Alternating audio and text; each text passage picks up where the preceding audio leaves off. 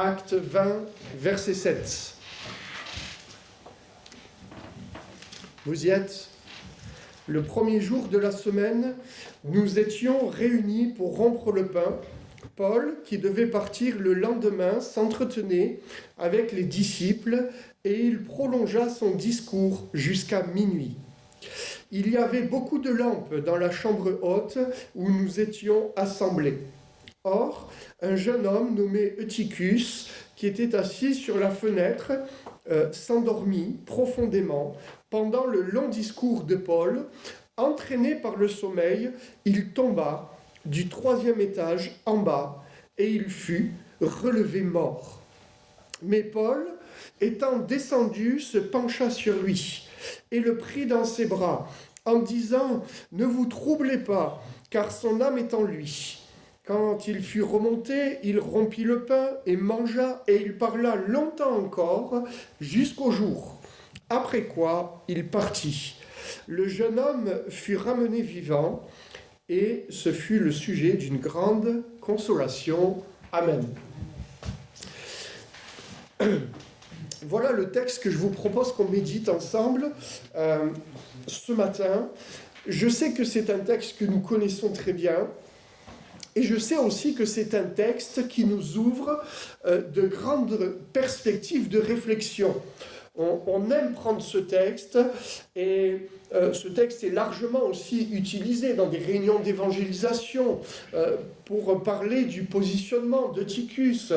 Vous avez très certainement entendu maintes et maintes prédications sur ce texte.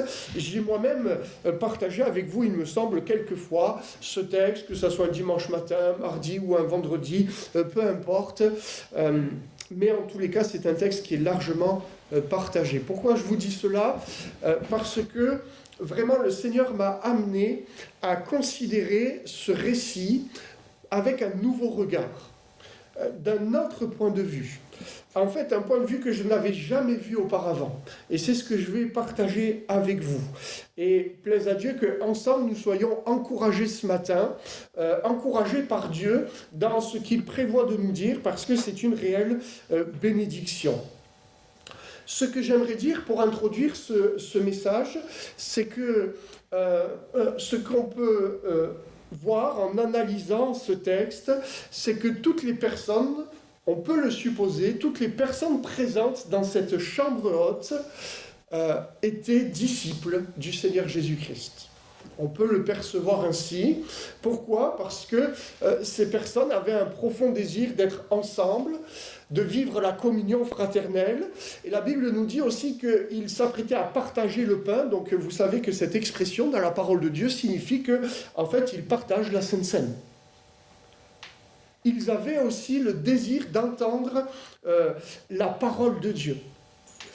Et c'est pas écrit absolument, mais en tous les cas, j'aimerais que ce matin, on puisse voir les personnes présentes dans ce lieu sous cet aspect où c'était des disciples, des hommes, des femmes qui avaient soif d'entendre Dieu leur parler, d'être enseignés et de vivre des temps comme nous les vivons à l'église ou lorsque nous nous retrouvons ensemble entre frères et sœurs. Ce que j'aimerais dire aussi, c'est que très certainement, ce moment avait été préparé. Et on peut dire qu'il a été bien préparé. On n'a pas lu le contexte est relaté au début du chapitre 20, vous pouvez le relire à la maison, mais dans ce début de chapitre 20, il nous est dit qu'en fait, oui, il y avait Paul, il y avait un autre collaborateur qui n'est pas mentionné, qui est l'auteur du livre des Actes. On ne va pas dire que c'est Luc, parce qu'on ne peut pas l'affirmer quand même à 100%. En tous les cas, il y avait Paul, son collaborateur, mais il y avait aussi une équipe qui l'accompagnait. Et voilà quelques noms de son équipe. Il y avait Sopater, Aristarque, Second, Gaius, Timothée, Tychique, Trophime. C'est des noms qu'on connaît, qui peut-être font écho avec ce qu'on a l'habitude d'entendre.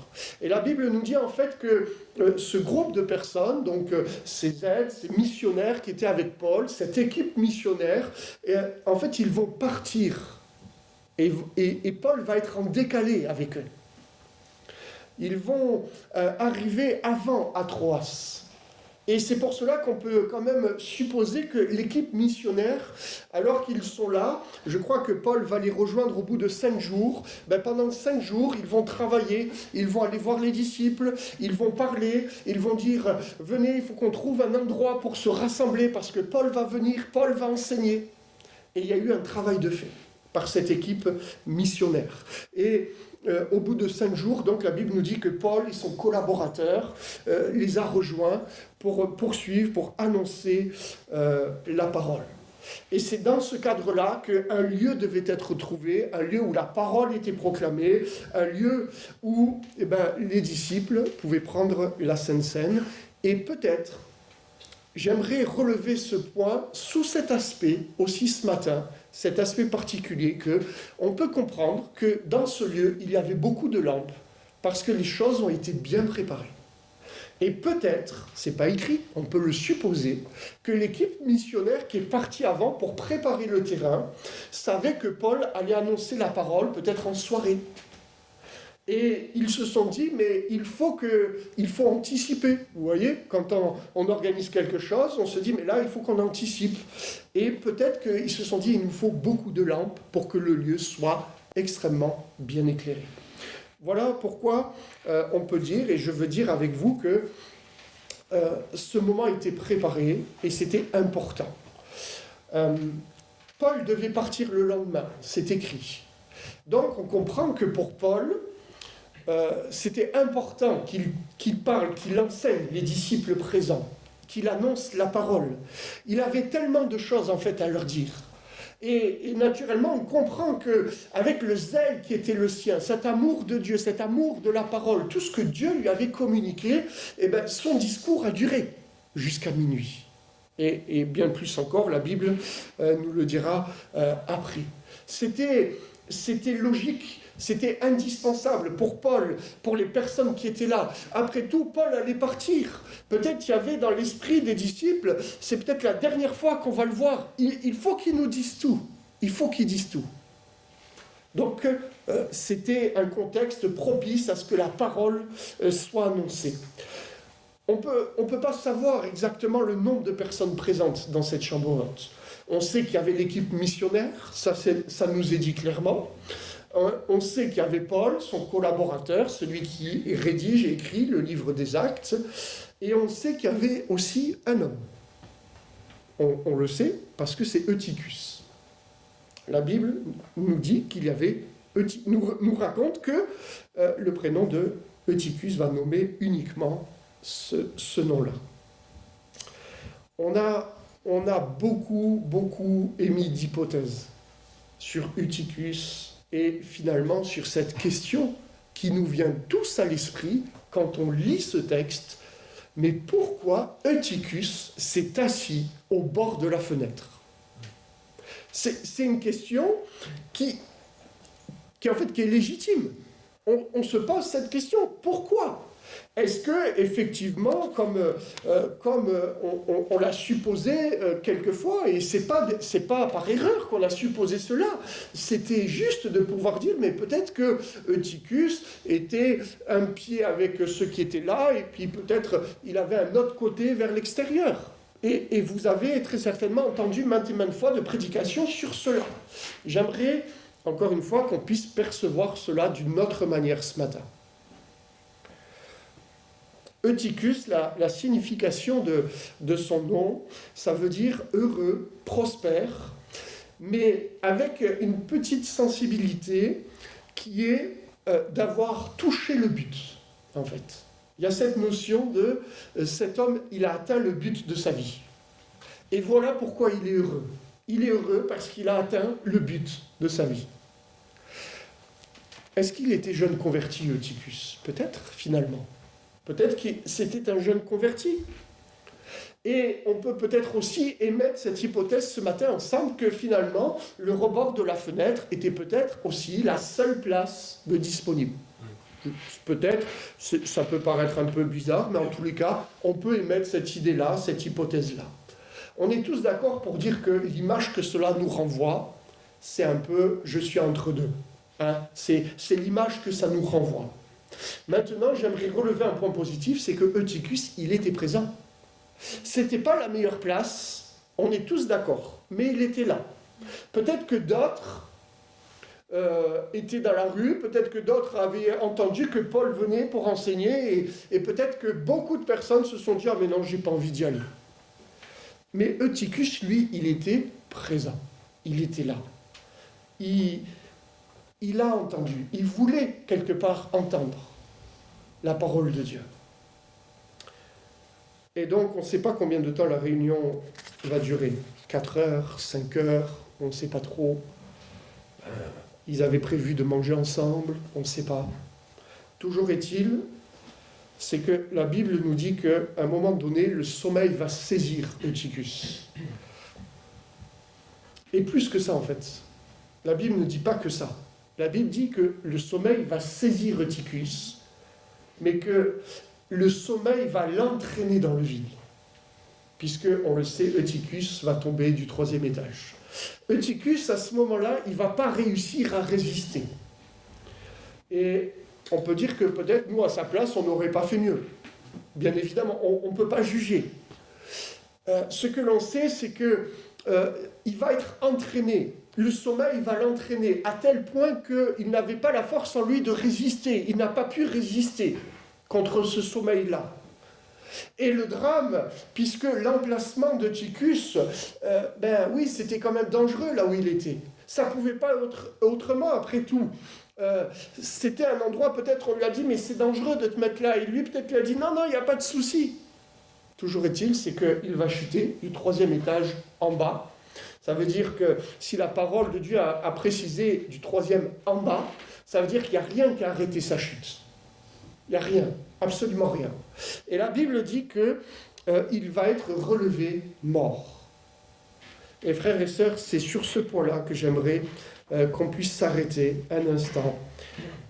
Ça peut être considéré comme le cœur du message. J'ai pris du temps pour qu'on décrive ensemble tout ce qui se passe à ce moment-là, dans cette pièce et dans la rue.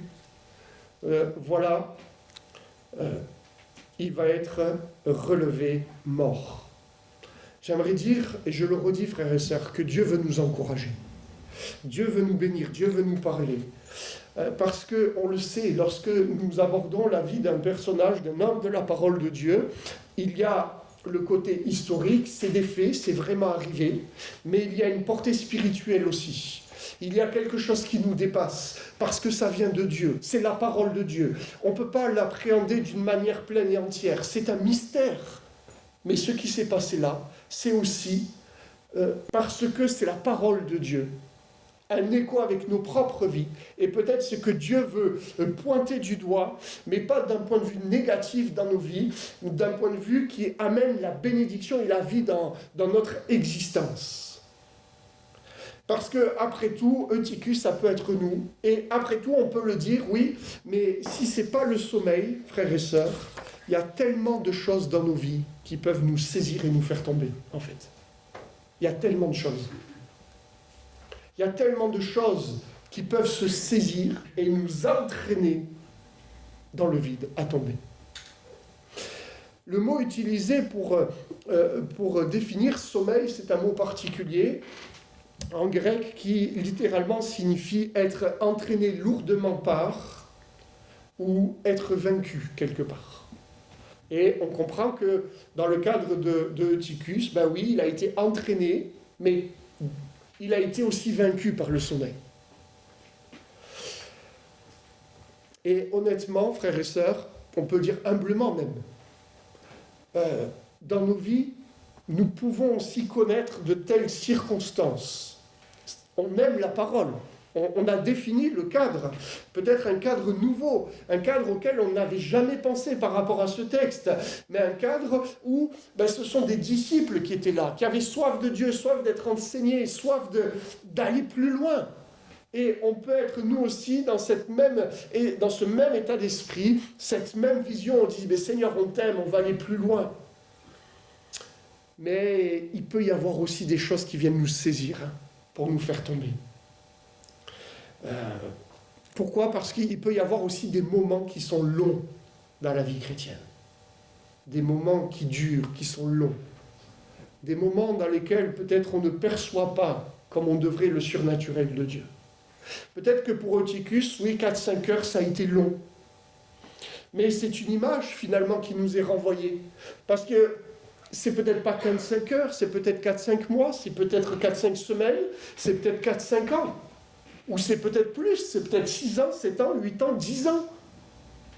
Des fois, dans la vie chrétienne, il y a des moments qui peuvent nous sembler longs. Des moments où peut-être on ne voit pas forcément le surnaturel de Dieu, comme cela nous est présenté dans la parole, comme cela est prêché. Des moments où on ne ressent pas cette gloire qui est inhérente à notre vie chrétienne. Des moments où on ne voit pas non plus l'accomplissement des promesses de Dieu à notre égard. Et c'est long, ça, frères et sœurs. C'est long. En fait, on pourrait dire qu'il y a peut-être des moments dans notre vie chrétienne où on a l'impression de rien vivre de particulier. On vient en réunion, on partage la Sainte Seine, comme Eutychus finalement, on entend la parole, on est ensemble, on vit la communion fraternelle, mais personnellement, peut-être quelquefois, on ne ressent rien de plus. Il n'y a pas, peut-être pas un surnaturel, quelque chose qui vient éveiller notre cœur, je ne sais pas, ça peut arriver. Il peut y avoir des moments qui sont longs dans la vie chrétienne. Et quelquefois, on l'a défini, parce que c'est ce qui est arrivé à Eutychus. Ça peut être le sommeil, mais ça peut être autre chose qui, insidieusement... Vous savez, le sommeil, c'est terrible, parce qu'en fait, on ne peut pas lutter contre le sommeil. C'est terrible. Et je pense que si vous avez l'habitude de conduire, ou ça a dû vous arriver, quand on fait de la route, etc., c'est un risque, c'est un danger qui est là. Il y a des choses qui peuvent s'immiscer insidieusement dans nos vies. Le sommeil, l'interdit. Il y a des choses auxquelles on s'était dit, ça c'est interdit, j'y toucherai pas. Et peut-être insidieusement, ça grappille du terrain dans nos vies.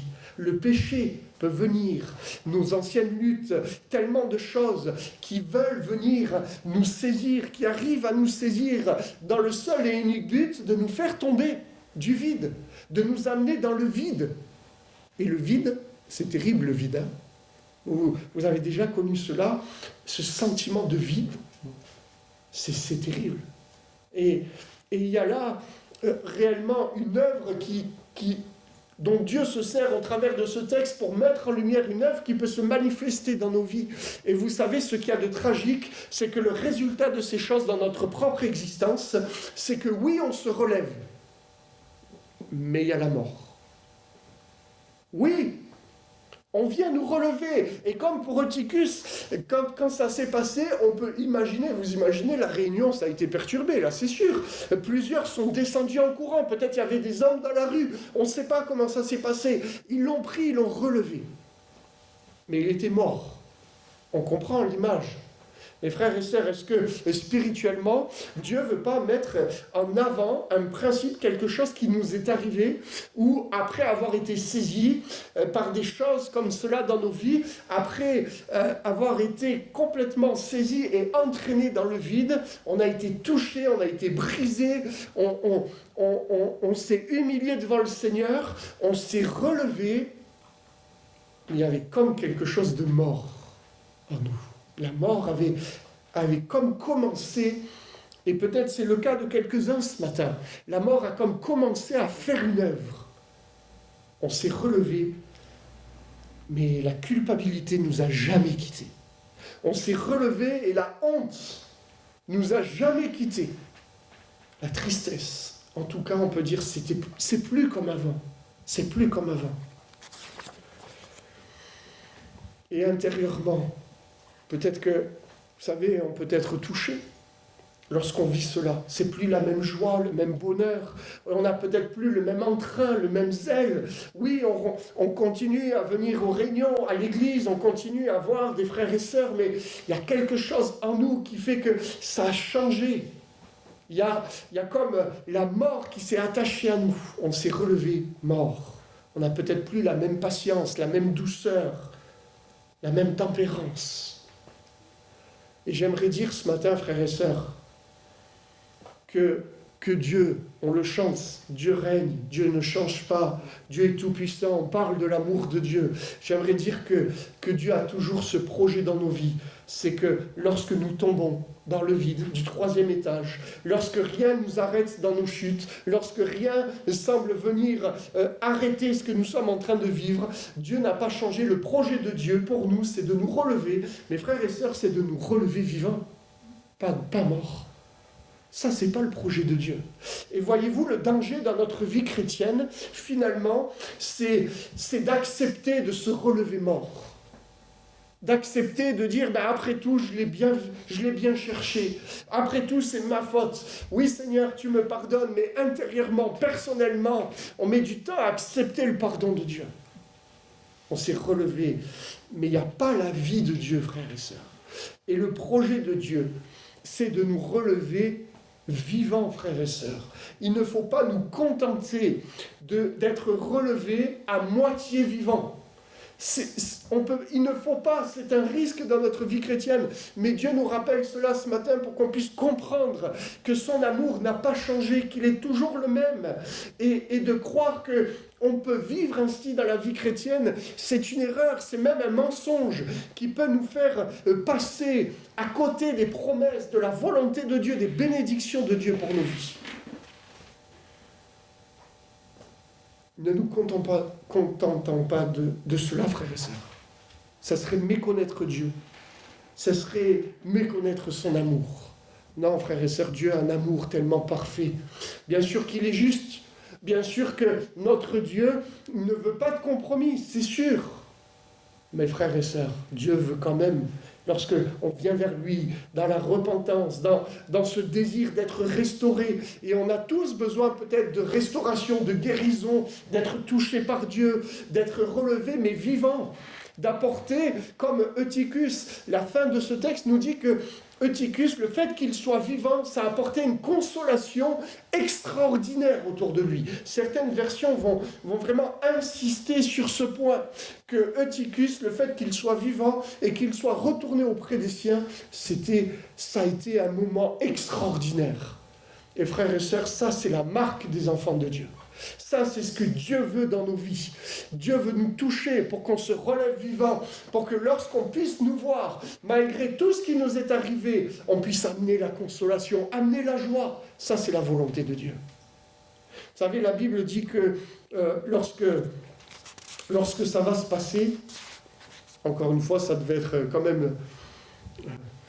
Peut-être que Paul il a dû en parler de cette réunion parce que ça a bouleversé le programme. La Bible nous dit que Paul va descendre. Que Paul va descendre. Et quand même, c'est délicat de la part de Dieu, vous savez, d'avoir écrit cela. Parce que la Bible ne dit pas que Paul va rester en haut, dans la chambre haute, et que Eutychus, il va le laisser. Vous savez, c'est une image extraordinaire. J'aimerais le dire, même si vous le savez. Frères et sœurs, Jésus, il ne reste pas en haut quand nous, on est en bas. Hein. C'est pas possible. Jésus, il ne fait pas ça. Le Jésus de la Bible, il ne reste pas en haut lorsque nous, on est 3 étages plus bas. C'est pas possible, frères et sœurs. C'est impossible. Et si le diable vous a fait croire cela, frères et sœurs, dites que c'est un mensonge. Croyez Dieu, croyez sa parole. Si on est en bas, Jésus ne reste pas dans la chambre haute. Jésus ne reste pas en haut. L'œuvre de la croix, frères et sœurs, et reste la preuve parfaite de son amour à notre égard. Ce que Christ a accompli à la croix, c'est pour notre salut, frères et sœurs. Alléluia. Mais c'est aussi l'expression de l'amour de Dieu quotidienne dans notre vie d'enfant de Dieu, dans tout ce que nous pouvons vivre. Et si vous êtes en bas, laissez-moi vous dire que Jésus vient. S'il doit descendre de 3 étages, frères et sœurs, ce n'est pas un problème. Il veut venir. Parce qu'il a un amour qui restaure, frères et sœurs. Il a une vision à nous communiquer, à nous donner. Jésus ne reste pas en haut lorsque nous, on est en bas, lorsque nous, on est à terre. Paul est descendu. Et vous savez, la Bible nous dit que Paul va se pencher sur lui. C'est beau de voir ça. Hein. Paul va se pencher sur lui, et vous savez ce qu'il va faire? Il va le prendre dans ses bras. Et c'est qu'après qu'il va dire, non, vous ne troublez pas. Son âme est en lui. Il est vivant. il va se pencher sur lui et le prendre dans ses bras. Frères et sœurs, c'est qui est allé à la croix? C'est Paul? Non, c'est Jésus. Quand on lit la parole, on ne lit pas « car Dieu a tant aimé le monde qu'il a donné Paul ». Non, car Dieu a tant aimé le monde qu'il a donné Jésus. Si un homme est capable de manifester à ce point le caractère de Christ en descendant de 3 étages, c'est une image, pour se pencher sur celui qui est tombé, pour l'entourer de ses bras et lui donner une parole de vie. Frères et sœurs, Jésus, il peut le faire. Il veut le faire dans nos vies. Jésus n'a pas changé. Et ce que Paul est en train de faire, en réalité, est l'expression du cœur de Dieu à notre égard. Vous savez pourquoi? Parce qu'on le dit pour nous-mêmes. Si on est chrétien, on est des petits Christ. Et souvent, on s'encourage les uns les autres. On sait que de la même manière que Jésus-Christ était dans son ministère terrestre pour refléter l'amour de Dieu, la gloire de Dieu, nous aujourd'hui, frères et sœurs, en tant qu'enfants de Dieu, en tant que vrais enfants de Dieu, nous sommes la continuité du ministère de Christ, rempli du Saint-Esprit, pour que, au travers de tout ce qui nous arrive dans ce monde, nous puissions refléter l'amour de Dieu. Ça veut dire que quand on vous regarde, on voit l'amour de Christ. On doit voir l'amour de Christ. On doit voir le caractère de Christ. On doit voir comment Jésus aurait fonctionné, ce que Jésus aurait fait. Et quand Paul va faire ça, frères et sœurs, c'est une image, c'est ce que Dieu veut nous dire ce matin, veut nous rappeler. C'est que Jésus, il est capable, il ne reste pas en haut, frères et sœurs, il descend. Si on est 3 étages plus bas, si on est à terre, peut-être quelqu'un ce matin est à terre, il est complètement écrasé, complètement laminé par ce qui s'est passé. Peut-être il y a quelque chose qui vous a saisi, qui vous a fait tomber, et vous n'arrivez pas à vous relever complètement. Mais ce matin, Jésus dit, mais moi je viens, je me penche sur toi, je te prends dans mes bras. Alléluia. On n'a pas besoin d'autre chose, frères et sœurs. L'amour de Dieu, ça nous donne la vie. L'amour de Dieu, ça communique la vie, frères et sœurs. L'amour de Dieu, ça guérit, ça restaure. L'amour de Dieu, c'est ce que nous avons besoin dans ce monde. C'est pas une porte ouverte à faire tout ce que l'on veut, à faire n'importe quoi, frères et sœurs. Non, c'est une perspective que Dieu nous offre pour nous dire, mais mon enfant, je veux que tu te relèves, mais je veux que tu te relèves vivant. Alléluia. Je ne veux pas que tu vives à moitié. Je veux pas que Dieu ne veut pas qu'il y ait l'impact d'une mort extérieure à son œuvre qui vienne entacher nos vies. Non, Dieu nous dit qu'il veut nous relever de sa vie abondante. Et frères et sœurs, Jésus est encore capable de le faire, il faut le croire. Amen. Et nous devons garder à l'esprit ce texte en le percevant de cet angle-là, parce que c'est une bénédiction pour nos vies, pour qu'à chaque instant, lorsque peut-être des choses viennent nous saisir, on se rappelle que Jésus est là et qu'il veut nous communiquer, donner sa force, peut-être pour lutter les prochaines fois. Vous savez pourquoi? Parce que quand on connaît l'amour de Dieu, quand on connaît Dieu, lorsque on a perçu dans notre propre vie, dans notre propre existence, que Dieu se penche sur nous, que ses bras d'amour sont disponibles, alors ça nous rend fort pour les fois d'après. Et si le sommeil vient, peut-être pour essayer de nous saisir, l'amour de Dieu sera assez puissant pour nous aider à résister. Et si peut-être un péché vient, quelque chose, un interdit, quelque chose, peu importe, nous serons assez forts pour résister, pour proclamer que Dieu nous aime et que son amour est suffisant dans nos vies pour nous aider à avancer et à continuer et à refléter sa gloire. Et comme Tychus, frères et sœurs, pour que la vie que Dieu nous a donnée, nous puissions apporter et que tous soient tellement encouragés de voir comment la gloire de Dieu est capable de se manifester dans nos vies. J'aimerais qu'on prenne du temps maintenant dans le recueillement. On va prendre un temps dans la prière ensemble. Je vais demander à mon épouse si tu peux venir jouer. Voilà, c'est un moment important. On est devant Dieu et je crois que on a besoin de vivre cet amour, peut-être d'être renouvelé dans l'amour de Dieu, dans notre perception de qui est Dieu, de ce qu'il est capable de faire. Dans notre perception peut-être de comprendre que Jésus ne reste pas dans la chambre haute si nous, on est par terre et extérieur à cette chambre haute. Jésus nous veut. Jésus nous veut avec lui dans cette chambre haute, parce qu'il nous aime et il veut nous communiquer sa grâce.